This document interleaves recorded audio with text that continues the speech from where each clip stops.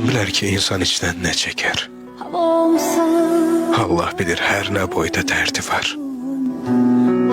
Üzdən gülər, ürəyində qəm çökər. Sağda gülən üzün, solda dərdi var. Sevinç, fərəh, qəm, qüssədə boğular. Aciz bəndə dərd, kədərdən yorular.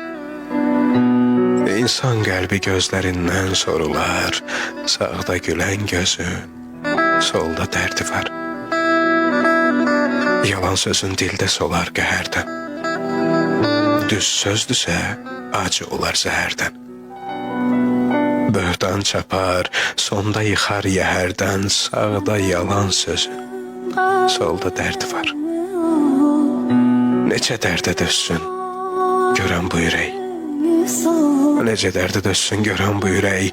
Heç olmasa arada bir gül görək. Nə boyda qəhərə dözər biz bilək. Sağda boşluq, hüzün, solda dərdi var. İnsanoğlu bir ömür gün yuxudu. Naqqaş oldu, günü günə toxudu. Əcəl gəldi, çiynimizdə oturdu. Sağda yazan düzün, solda dərdi var. Şirin olar halal duzun, çörəyin. Bıçaq etməz, kara gələr əməyin. Var dövləti çox əbəzdi sevməyin. Sağda yığdın özün, solda dərdi var. Ölüm haqdır, kim qaçıb ki əcəldən?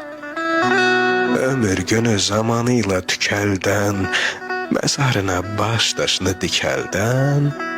Sağda sönən közün, solda dərdi var. Sağda sönən közün, solda dərdi var.